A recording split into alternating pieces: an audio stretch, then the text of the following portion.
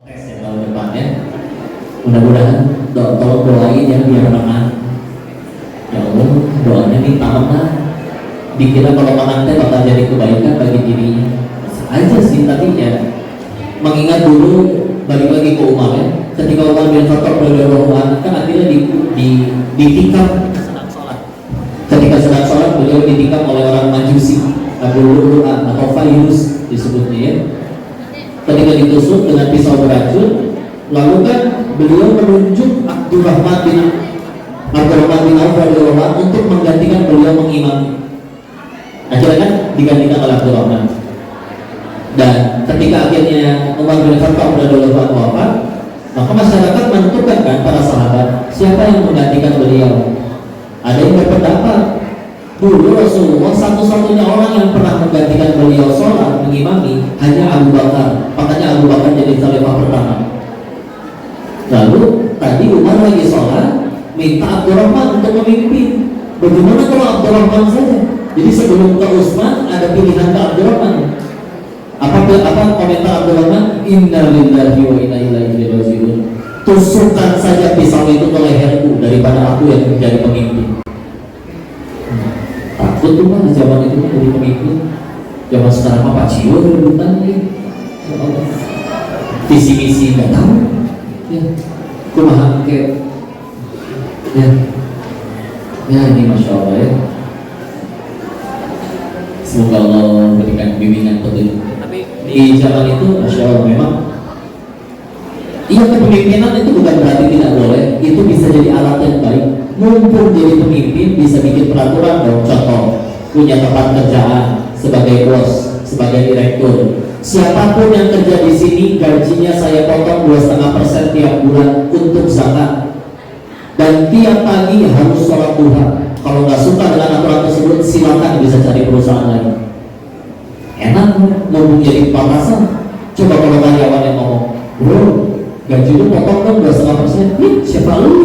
Bos gua bukan. Mumpung jadi atasan, nah itu memang kekuasaan bisa jadi alat. Tapi insya Allah ya, kita lihat dua hadis yang berbeda.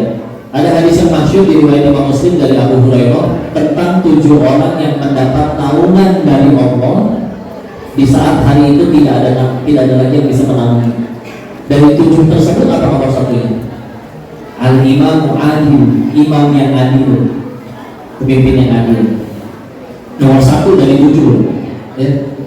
Tapi kita baca ke hadis yang lain, ada 3 jenis golongan orang kata sabda Nabi Allah Rasulullah Muhammad SAW bersabda yang maknanya 3 jenis golongan orang di hari yang sama dengan hari yang tadi Allah bahkan tidak akan sudi memandangnya. Di hari kita lagi butuhnya pertolongan, satu-satunya yang bisa nolong cuma Allah, tapi di hari itu bahkan Allah jangankan nolong, memandangnya itu gak sudi. Salah satunya adalah pemimpin yang berdusta kepada rakyat. Ajib, ya. Pisau bermata dua ya, luar biasa. Bisa menjadi pahala jariah, bisa jadi dosa jariah. Ya. Kalau pengen ditambahkan apa dari yang 3 tadi, pemimpin yang berdusta kepada rakyatnya. 2, orang tua yang berzina. Kalau anak muda masih berzina, atau ya walaupun dosa dan tapi mungkin belum menikah, tidak bisa mengendalikan syahwat. Nah ini udah sepuh, jangan dikira sama hukumannya dengan orang yang masih muda. Ya, 2. Yang ketiga adalah orang miskin yang sombong. Gimana sombong miskin? Apa kayak dulu saya mikirnya gini, dasar kamu, aku dong miskin, dia aku tau apa, gue tau uangnya, gue dong miskin, masa dia begitu? Tapi ternyata salah satu penjelasannya adalah orang miskin yang sombong itu udah tahu gak punya duit misalkan, dan tahu rezeki dari Allah, tetap gak mau taat sama Allah. Nah, udah tahu rezeki dari Allah, tahu kalau pengen minta masih ke Allah, tapi gak mau minta ke Allah, masih gak mau sholat, masih gak mau ibadah. Coba ya, coba ya. Yang kaya-kaya misalkan masih ada yang pada mau sholat, ini jelas-jelas gak punya duit, kelaparan, bergantung sama Allah, tapi masih gak mau minta ke Allah. Nah, orang miskin yang sombong. Ya, Masya Allah ya. Ini pasti pengen makin jadi manfaat. Ya, maka itulah dia ya yang menjadi pembeda di antara mereka semua. Bahkan kata guru kami Ustaz Budi Asari, beliau menjelaskan salah seorang ahli tafsir pernah menceritakan, orang yang mati dalam keadaan memikirkan dirinya sendiri saja, maka orang itu disebutnya mati kerdil, kata dia. Nggak jadi besar, nggak jadi tokoh, tidak jadi pahlawan. Tapi orang yang wafat dalam keadaan menjadi besar, menjadi tokoh, menjadi hebat, salah satunya adalah persamaan di antara mereka orang-orang yang lebih banyak memikirkan urusan orang lain daripada dirinya sendiri. Bukan kepo ya, tapi maksudnya berusaha jadi manfaat bagi orang lain. Ya, jadi bisa jadi orang lain. Insya Allah. Ya, istilah tenang aja ya. Dicontohkan kayak, oh ini dia buku legend. Ada buku warnanya warna hitam, dipakai untuk membantu orang-orang belum bisa baca Quran sampai bisa baca Quran. Ada 6 jilid, tapi sekarang disatuin jadi 1 jilid. Buku apa namanya? Iqra. Iya. Siapa di sini yang bisa baca Quran, baca Qurannya, wasilahnya berkat buku Iqra? Banyak. Ya.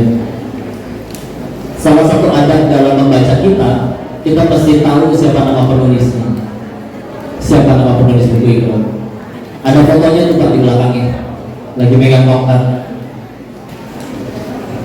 Siapa? Siapa Pak? Nah, betul ya, Kiai Haji As'ad Humami. Ya. Kok kenapa jadi bahas beliau ya? Saya bahas faktanya dulu ya. Cetakan buku Iqra, Pak, cetakan resmi yang terjual, resmi ya. Itu terakhir baca artikelnya sudah 150 juta kopi. 150 juta. Berarti minimal beliau punya transferan pahala jariah dari 150 juta orang baca Al-Quran. Dan bukan, itu baru cetakan resmi, belum bacaannya Indonesia Real. Kira-kira kalau itu buku bacaan, tetap ngalir nggak pahalanya untuk beliau? Ya. Dan itu kadang bukan satu anak satu Iqra. Satu Iqra bisa 1 TPQ. Isinya 30 anak ya. Dari 1 TPQ itu ternyata ada yang jadi kepala sekolah, jadi kiai, pakai buku Iqra lagi. Padahal beliau kenapa megang tongkat?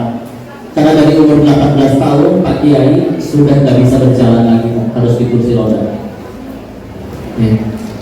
Coba, itu umur yang lulus SMA, lagi asik-asiknya main, tahu-tahu nggak bisa jalan lagi. Mau apa? Ngambek sama Allah, menghancurkan diri, banyak mengeluh dan kufur nikmat. Enggak.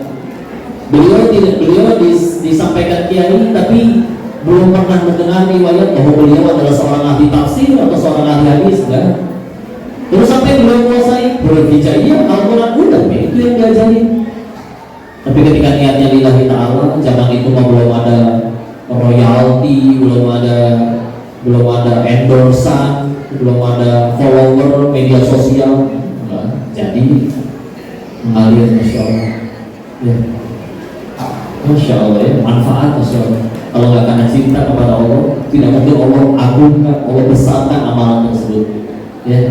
Itu Masya Allah jadi.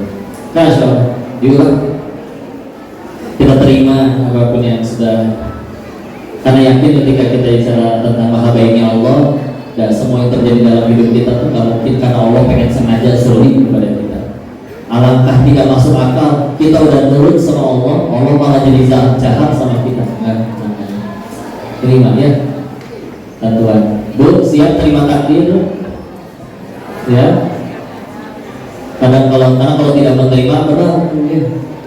Tidak terima, tubuh mulai melebar, setiap kali foto tahan nafas.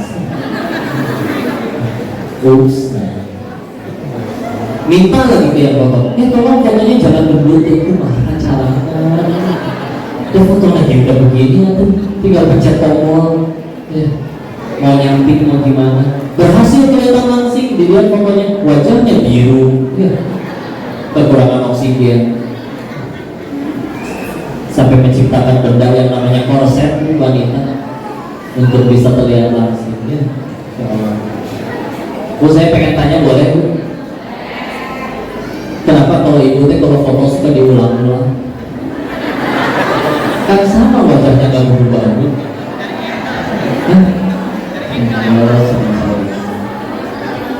Saya mau tanya Bu ya, ibu foto 10 orang, yang 9 senyumnya cantik, tapi ibu merasa sendiri, turun sorangan.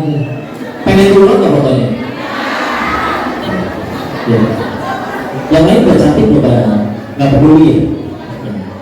Foto selanjutnya yang 9 merem, tapi ibu sempurna senyumnya sendirian, itu yang dipajang di status ya. Egoisnya. Pantesan suka berantem sendiri. Bagus ya fotonya, bagus apaan gua kalau begini? Aduh, terima ya. Bu, jangan takut jadi tua ya. Kenapa jangan takut? Udah jadi, nggak bisa mundur lagi ya.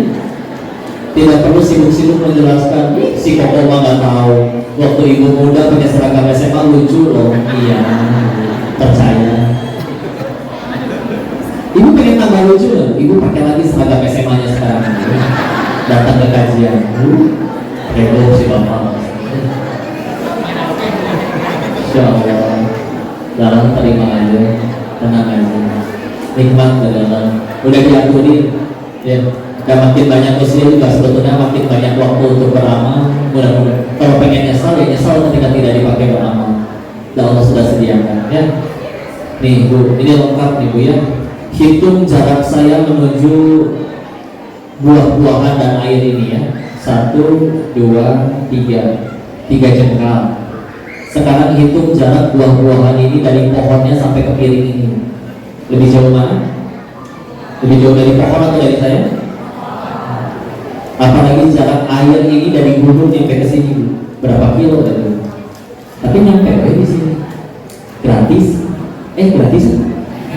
Jangan suruh bayar nanti ya. Sekarang takut bikin rezeki, tenang ya. Sebelum otak kita jadi untuk bisa mikir, rezeki tetap datang. Waktu di dalam perut gak belum jadi itu otakmu, masih janin. Tapi ibu makan apa aja, jadi si anak teh tambah gede. Ya, meskipun padahal segitu belum boro-boro. Kita sekarang ribet mikirin rezeki, waktu itu otak kita belum jadi rezeki. Nyampe. Lahir, ibunya tidak ada ASI, tenang. Allah ciptakan sapi. Ya. Dulu tahu susu yang beredar di Indonesia itu ternyata sapinya tidak di Indonesia kebanyakan, tapi malah di New Zealand. Ibu tahu New Zealand di mana? Tuh dekat Ciamis katanya. Bisa-bisanya loh di sana dekat Ciamis. Bu, kalau ke Ciamis harus pakai paspor gitu. New Zealand nyampe ke sini. Sok mana yang lebih hebat? Bayi yang datangin sapi atau sapi yang mendatangi bayi? Bukan sapinya, tapi bukan susunya, air susunya. Susunya menempel sama sapinya. Gandel, bayinya dijejerin di situ.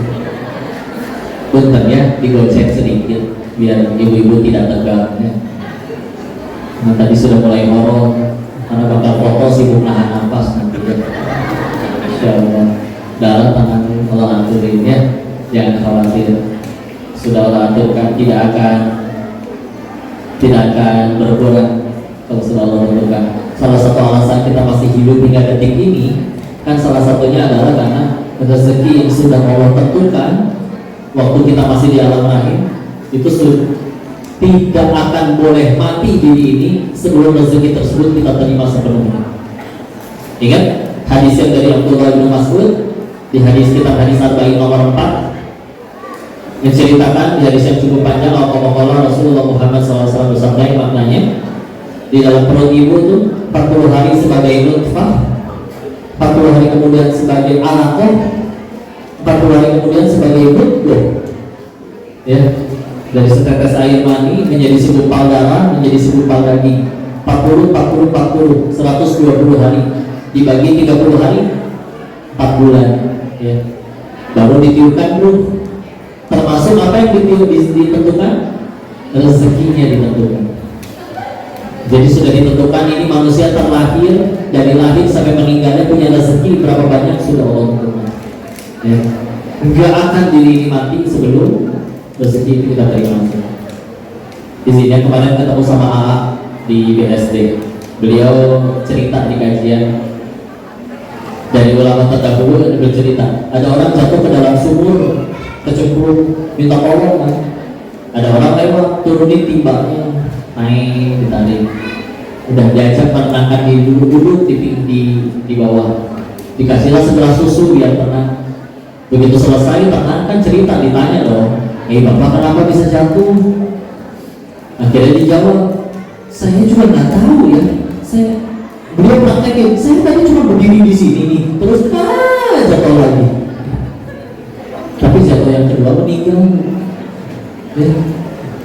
Apa kata ulama tersebut melihat kejadian tadi? Orang tadi masih punya rezeki segelas air susu. Makanya meskipun dia udah nyampe tempat kematiannya, belum boleh mati dulu sebelum dijemput itu rezeki yang segelas susu. Naik dulu. Jangan khawatir. Bu, punten ya, saya boleh tanya. Di sini ada yang janda, Bu? Tenang, Bu, bukan pengen saya nikahin, bukan. Bu, ada janda yang ditinggal meninggal oleh suaminya, ada? Ibu izin boleh tanya, sudah wafat berapa tahun suaminya? 5 tahun, 4 tahun ya. Apakah selama 4 tahun ini ibu menderita kelaparan setiap hari? Enggak. Masih ada tempat bernaung, bahkan masih bisa jalan-jalan, punya waktu luang buat pengajian. Berarti rezeki bukan dari suami ibu ya, tapi dari pencipta suami. Kalau emang rezeki itu sesederhana itu dari suami itu deh, enggak. Selagi gitu, ibu berapa lama? Berapa lama? 33 tahun ibu.